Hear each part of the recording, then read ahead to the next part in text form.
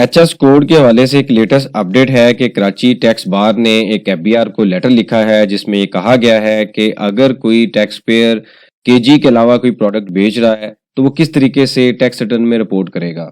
पिछले 2 माह से तकरीबन 1.5 माह से या 2 माह से एचएस कोड के जो इश्यूज है वो कंटिन्यू है। अभी तक कुछ टैक्स पेयर है उन्होंने टैक्स रिटर्न अपनी फाइल नहीं की। उनको डिस्ट्रीब्यूटर, उनके कस्टमर, उनके सप्लायर की तरफ से प्रेशर है कि जब तक आप टैक्स रिटर्न फाइल नहीं करेंगे हम आपको पेमेंट नहीं करेंगे। तो बिजनेस की काफ़ी जो एक्टिविटी हैं वो स्टॉप हो चुकी हैं। इसके ऊपर एफबीआर क्या कहता है, कब तक एक्सपेक्टेड है कि एचएस कोड का जो इशू है रिजॉल्व हो जाएगा, आज के इस लेक्चर में इस कॉन्सेप्ट को स्टडी करते हैं। आप देखें प्रैक्टिकल अर्निंग, उसमें हूं फ़हीम महबूब। वापस आते हैं टॉपिक के ऊपर।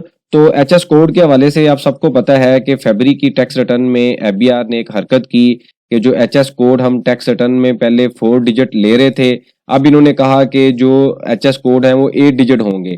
उसके बाद हमने वो भी एक सिलेक्ट कर लिया, डिस्क्रिप्शन भी ले ली। जो एफबीआर ने अपडेट किया उसके मुताबिक टैक्स रिटर्न ने अपनी रिटर्न प्रिपेयरिंग शुरू कर दी।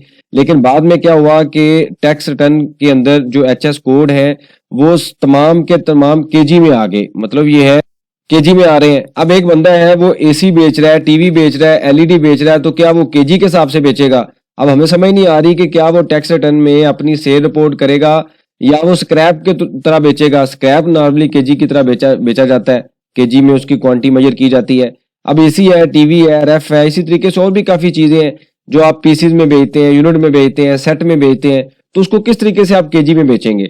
अब इसी वजह से काफ़ी जो टैक्स पेयर्स हैं, जो काफ़ी बड़ी बड़ी एमएनसी हैं, इवन उनकी तरफ से भी जो टैक्स रिटर्न है वो पेंडिंग हो रही है। उसकी रीज़न क्या है कि जब कंपनी ने, मैन्युफैक्चरर ने टैक्स रिटर्न फाइल करनी है तो डिस्ट्रीब्यूटर उसको सेलेक्ट करेगा, डिस्ट्रीब्यूटर के बाद रिटेलर आएगा, तो सारी की सारी जो सप्लाई चेन है वो डिस्टर्ब हो जाएगी।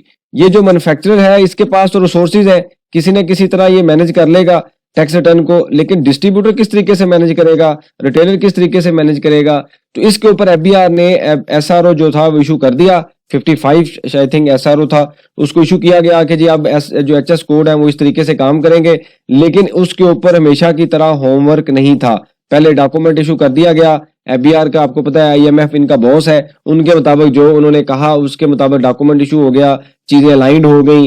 लेकिन इसके पीछे आईटी का काम हुआ नहीं था हमेशा की तरह। मैक्सिमम हमने काफी बार देखा है, पिछले साल एसआरओ 350 आया था तब भी यही हुआ कि एसआरओ पहले आ गया, बैलेंस शीट के जो मसले मसाइल शुरू हो गए, बाद में इन्होंने कहा जी बैलेंस शीट को अमेंड भी कर सकते हैं, मॉडिफाई भी कर सकते हैं, तो काफी चीजें थी।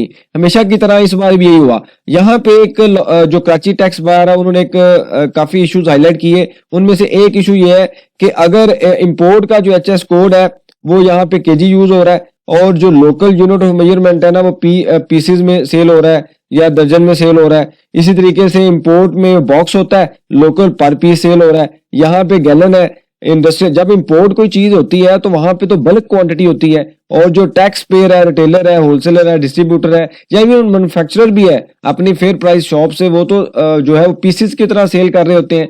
क्वांटिटी उनकी लेस होती है, इंपोर्ट में ज्यादा क्वांटिटी होती है। तो ये कैसे कंपैरिजन हो सकता है, पता नहीं अब एफबीआर किस तरीके से ये कर रहा है। लेकिन जो लास्ट फ्राइडे को हमारी एक मीटिंग हुई जिसके अंदर ई इनवाइसिंग के हवाले से भी पॉइंट डिस्कस किए गए थे, उसमें ये कहा गया था कि इसके ऊपर एफबीआर की टीम जो है वो काम कर रही है, उनकी जो आईटी की टीम है, और आने वाली रिटर्न में उससे पहले ये जो इशू है एचएस कोड का, मेजरमेंट का, यूनिट ऑफ मेजरमेंट का, ये रिजॉल्व हो जाएगा। इसके ऊपर एफबीआर कराची टैक्स बार ने भी प्रेशर बिल्ड किया है, उनको लेटर लिखा है, हमने भी काफी बार इनको ईमेल्स किए हैं। तो मेरी सजेशन ये है कि अगर आपने भी टैक्स रिटर्न फाइल नहीं की और आपके कस्टमर को कोई मसला नहीं है, पहले तो उसको गाइड कर दें कि ये जो मसला है सबके लिए है, यूनिट ऑफ मेजरमेंट का आपके लिए नहीं है, उनके लिए भी है। अगर उनको कोई मसला नहीं है तो आप टैक्स रिटर्न फाइल कर दें, एक सिंपल लेटर लिखें जिसमें आप 3 पॉइंट मेंशन करें कि हिस्टोरिकली आप जो टैक्स रिटर्न फाइल कर रहे थे आपका यूनिट ऑफ मेजरमेंट ये था, लेकिन चूंकि आपने एसआरओ 55 के मुताबिक एचएस कोड में तब्दीलियां की हैं, अब यूनिट ऑफ मेजरमेंट आ गया केजी में। अब मैंने अपनी टैक्स रिटर्न केजी के मुताबिक फाइल कर दिया, मेरे ऊपर कोई ऑब्लिगेशन नहीं है, आपके सिस्टम में मसला है,